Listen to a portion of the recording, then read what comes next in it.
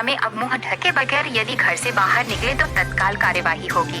हरियाणा के गृह मंत्री अनिल विज ने इस संबंध में पुलिस को आदेश जारी कर दिए हैं। उन्होंने कहा कि कोई भी व्यक्ति चाहे मास्क से मुंह ढके या चुन्नी, तौलिए, गमछे, परनी का भी इस्तेमाल कर सकता है। यदि बिना मुंह ढके पकड़ा गया तो पुलिस तत्काल कार्यवाही होगी। इससे पहले गुरुग्राम में मास्क लगाना अनिवार्य किया गया था।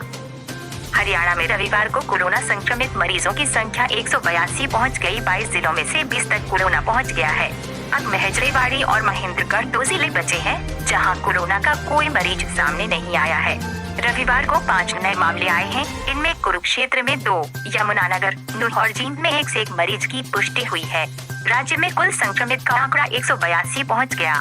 सबसे ज्यादा 45 मरीजों नूंह के हैं।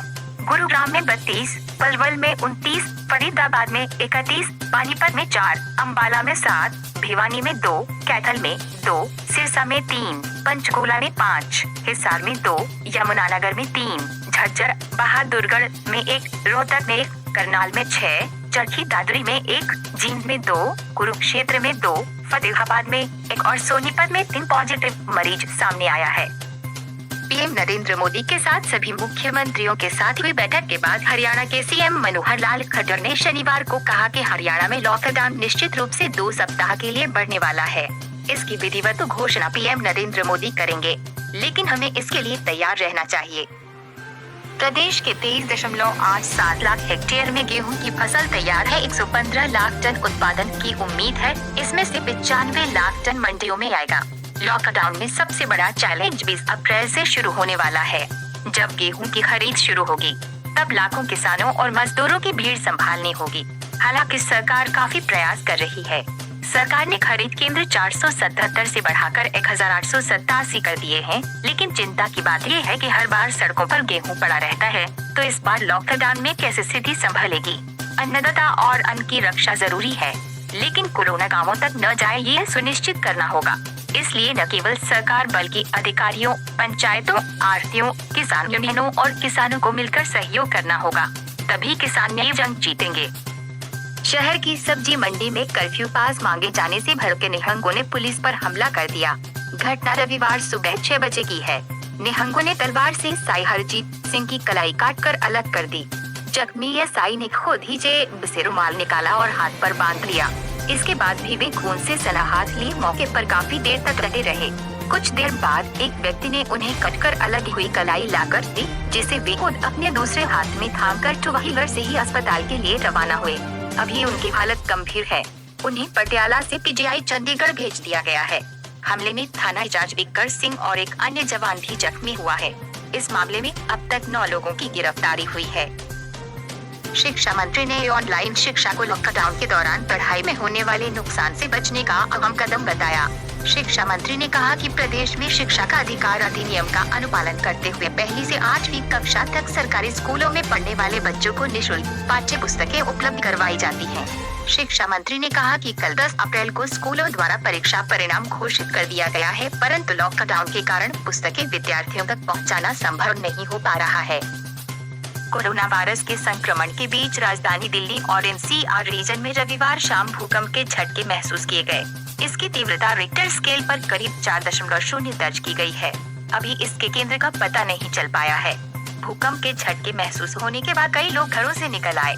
संक्रमण के बीच लॉकडाउन में लोगों के निकलने से सोशल डिस्टेंसिंग को बड़ा खतरा हो गया है। इतनी तीव्रता के भूकंप से ज्यादा नुकसान नहीं होने की उम्मीद जताई जा रही है। कोरोना वायरस के चलते मौतों का आंकड़ा काफी तेजी से बढ़ रहा है। रविवार को चंद घंटों के अंदर 8 लोगों की मौत हो गई। जयपुर में कोरोना संक्रमित 13 साल की बच्ची ने इलाज के दौरान दम तोड़ दिया। उसे टाइफाइड की भी शिकायत थी। वहीं इंदौर में रविवार को 2 संक्रमितों की मौत हुई। महाराष्ट्र के पुणे में 2 मौतें हुई। गुजरात, उत्तर प्रदेश और झारखंड में एक मौतें हुई।